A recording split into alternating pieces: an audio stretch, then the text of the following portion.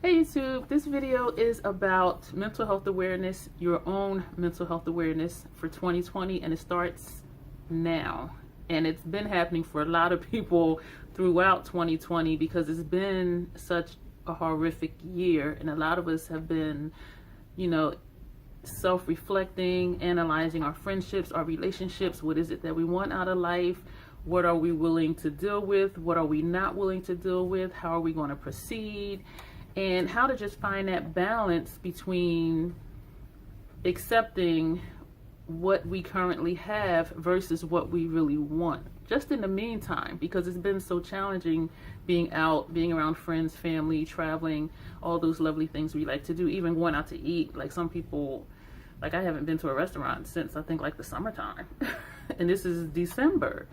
And so the name of the article is below, and it's basically about not sacrificing yourself too much and leaving toxicity behind, not carrying it over into 2021.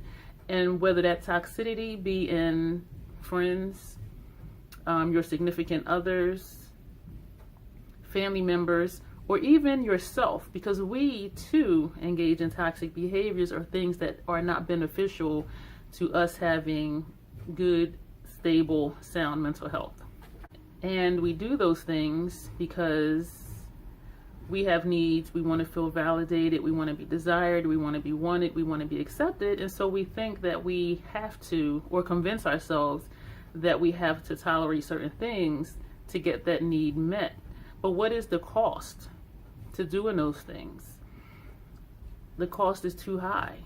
If you're giving of yourself over and over and over, particularly to the same person or the same situation, is that person filling you back up?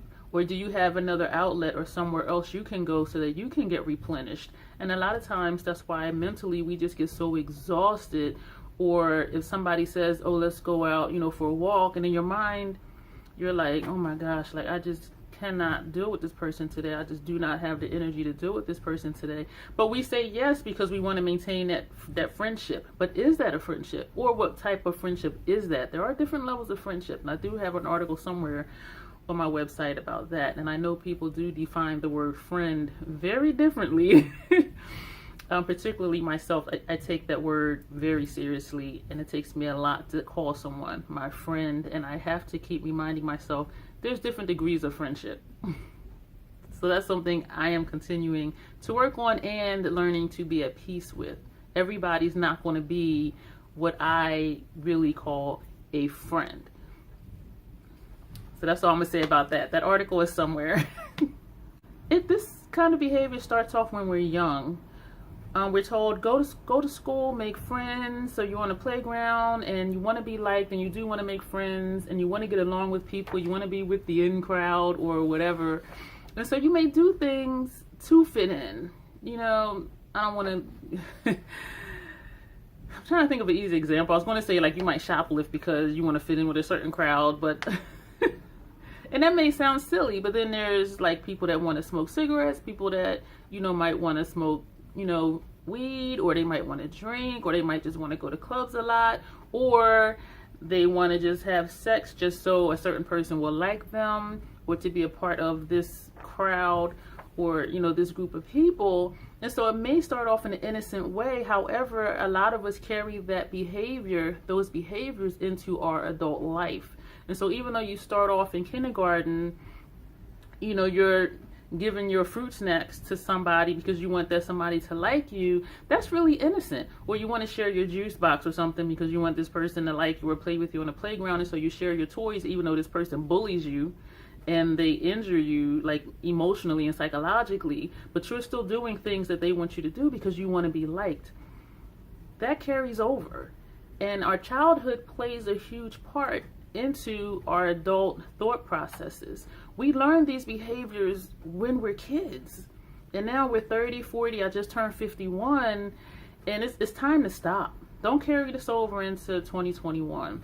If there's someone toxic in your life, or if you're engaging in toxic behaviors, when you're allowing people to emotionally or physically or even spiritually injure you or abuse you, that's a behavior you need to work on, not accepting. And so it's toxic for you to continue to put your energy and your time into that person when all they're doing is basically tearing you down and hurting you. So it's not only that person is toxic, you're toxic for allowing it. Don't take that into 2021. This is the time, especially after everything that's happened in 2020. It has got to get better. Even though COVID is still here and it's still going to be here, probably, I'm sure, at least until the fall. Okay, that's out of our control. I mean, we can control being safe and not hanging out, in groups of people. We can wear masks, use hand sanitizer. For those of us who want to get vaccines, you can get the vaccine. But we can't control when COVID actually goes away. However, you can control your personal life and how you view things and how you view people and how you interact with certain people and whether or not you allow certain people in your life. Because someone comes to you does not mean you have to allow them space in your life. And also, stop letting people live rent-free in your head.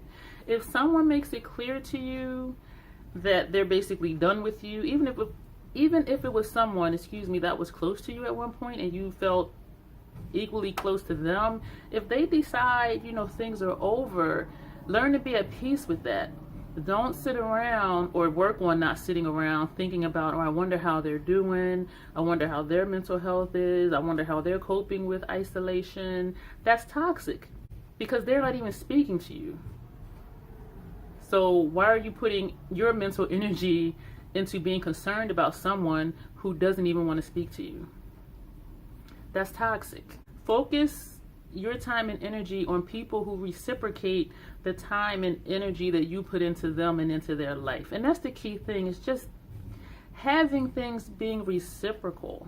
And there are ebbs and flows. Like if you have a group of close friends, one of you might have a bad day, so the rest of you gather around, not in person, but like on Zoom or text messages or whatever, and encourage that person and lift them up and send them, encouraging messages. That's fine. And then, when you have a bad day, they do the same for you. That's what I'm talking about when I say reciprocation. Every day, everything is not equal, but you take turns lifting each other up and you keep each other balanced. And that's the thing. We also need to stop this savior complex. Or, like for me, I like to help people. I come from a clinical background, and I always say it takes a certain type of personality to even want to do a certain type of job. Like me, I'm not running into a burning building to save anybody, let alone let me run in and save somebody's cat or pet. I'm just like, no. And please don't be offended, because I do know a lot of people who really are animal lovers. And so don't be offended by me saying that. I'm just being honest. Even, being in law enforcement, I do like investigative work. I do. But taking a job where, I need to wear a vest because I might get shot that day, I'm not doing that. No. But psychologically and mental health wise, helping people figure themselves out so that they can be better for themselves, that's what I love to do. And I'm always told how understanding I am, how patient I am, I'm a good listener, and things like that. I'm retired. And so I need to not carry that over into people who are not in my inner circle. And so if you're one of those people where you just really like to help people, you like to be there for people, that's fine. But just make sure it's reciprocated. Because whoever you give your time and your energy to, you're giving out of yourself. Or are they putting back in? If you're around someone and when you leave them, you're just completely exhausted and tired, that's the sign that they're not putting back into your life. And so you need to think about that.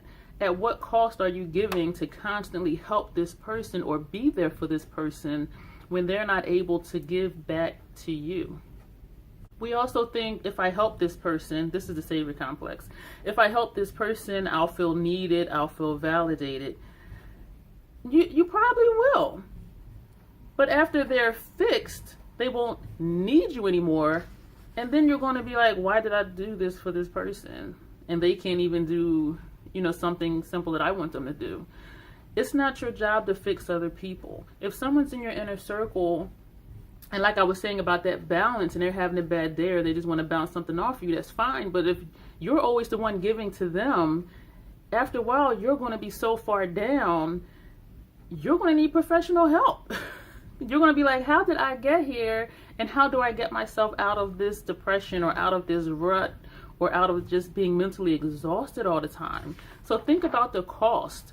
If you have people in your life that you're always giving to, and they're taking and not replenishing you, think about that. Is that the type of relationship that you want to have?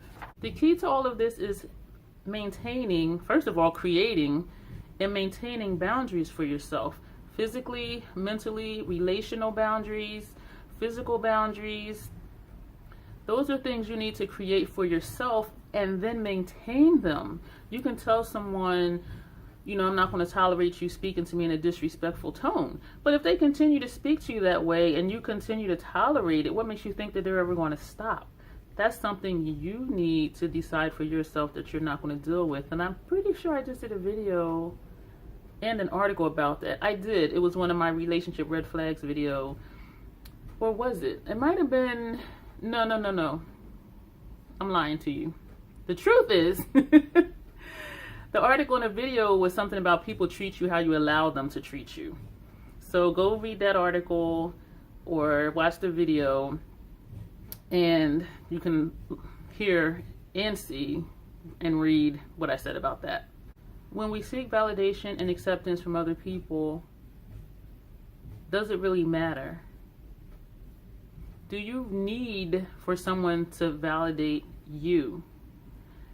If you're, I was going to say in reality, but we all have our own realities, and sometimes they coincide. Like if I say, oh, the sky is, you know, cloudy today, and someone says, yeah, it is.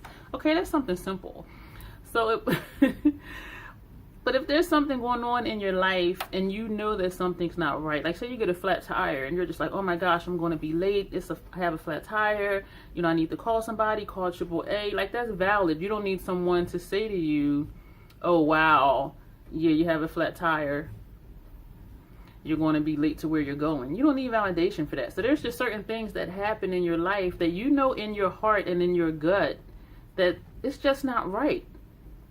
Validate yourself. Analyze the situation. Analyze how you feel about the situation and determine if it's valid.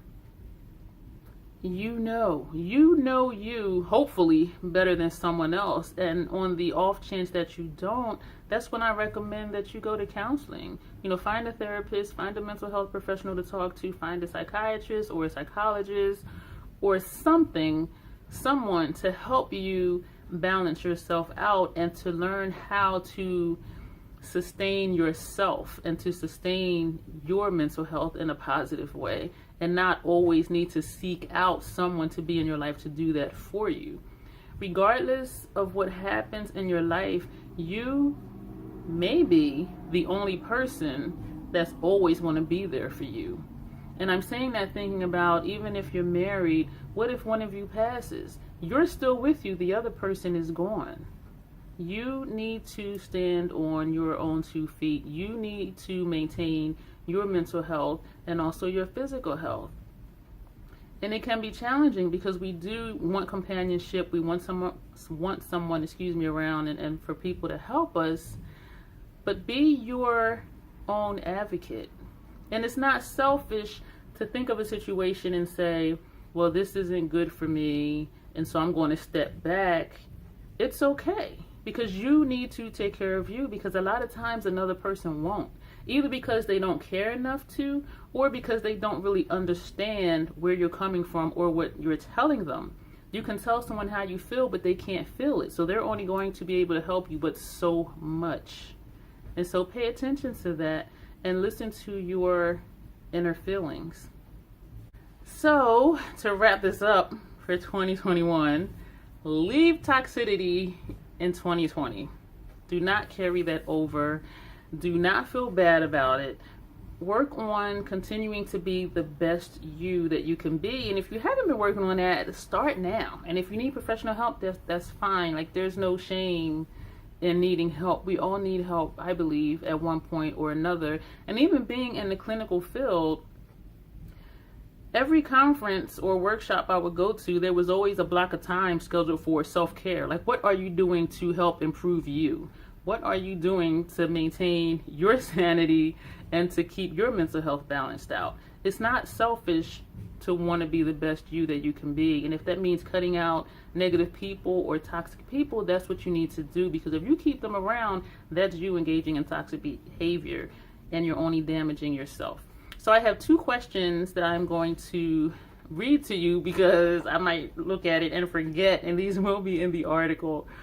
And the first question is, what are some behaviors you have that you know you need to discontinue in order to be your best self in 2021? That's the first question I would like you to answer. The second question is, what was the defining moment when you realized you needed to change those behaviors and or that thought process that kept you engaging in those behaviors? And so those are the questions, and I do hope this video was helpful to you, and I do hope it makes you think about your life, the people in your life, the situations you get into, the situations you allow yourself to stay into. It's a whole thing out here, and so I just want all of you to be as well mentally as possible, and it takes work. So I hope that this was helpful to you, and if you enjoyed this video, go ahead and click the like button, subscribe, click the notification bell, share this video, leave comments below, and just, work on being the best you. And if you need to leave some things behind in 2021, leave them behind. 2020 has had enough garbage of its own. Do not carry those bags with you into a new year. Thank you.